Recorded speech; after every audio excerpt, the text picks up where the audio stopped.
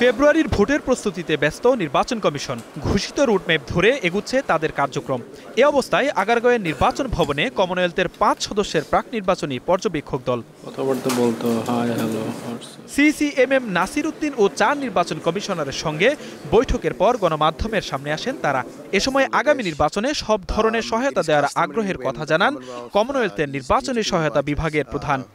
To observe a Commonwealth member country's election, the Commonwealth Secretary General. নির্বাচনের প্রস্তুতির বিষয়ে কথা হয়েছে। স্বাধীনতার পর সর্বপ্রথম বাংলাদেশের পাশে দাঁড়ায় কমনওয়েলথ। আগামী নির্বাচনে সব ধরনের সহায়তা করতে প্রস্তুত আমরা। শুধু নির্বাচনে নয়, দেশের সার্বিক বিষয়েও সহায়তা করবে Commonwealth. Among all stakeholders in Bangladesh for the presence of a Commonwealth observer mission. পরে ইসি সচিব আক্তার আহমেদ জানান, ভোটের আগে পরে মাঠ পর্যবেক্ষণে থাকতে চায় কমনওয়েলথ। কেন্দ্রে বিশৃঙ্খলা হলে কি ধরনের পদক্ষেপ নেওয়া হবে তা জানতে চেয়েছে তারা। যে ভোট কেন্দ্রের সিকিউরিটির মেজারটা হচ্ছে যে আমাদের যে 14 থেকে 18 জনের একটা টিম কাজ করে সেটা, আর বাইরের সিকিউরিটি তো ওভারঅল এটা অ্যাডমিনিস্ট্রেটিভ দ্যাট ইজ পুলিশের এখতিয়ারাধীন, তবে we are in close contact with everybody.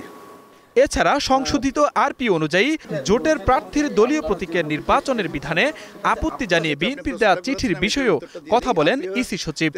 নির্বাচনী প্রতীক ব্যবহারের বিষয়ে বিএনপির থেকে একটা প্রতিনিধি দল এসে ওনারা একটা চিঠি দিয়ে গেছেন।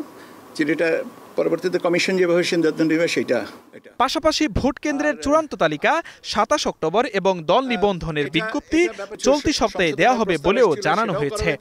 কেন্দ্রের চূড়ান্ত তালিকাটা হয়েছে, এটা আগামীকালকে জানিয়ে দেব। Zisan Ahmed, star news, Dhaka.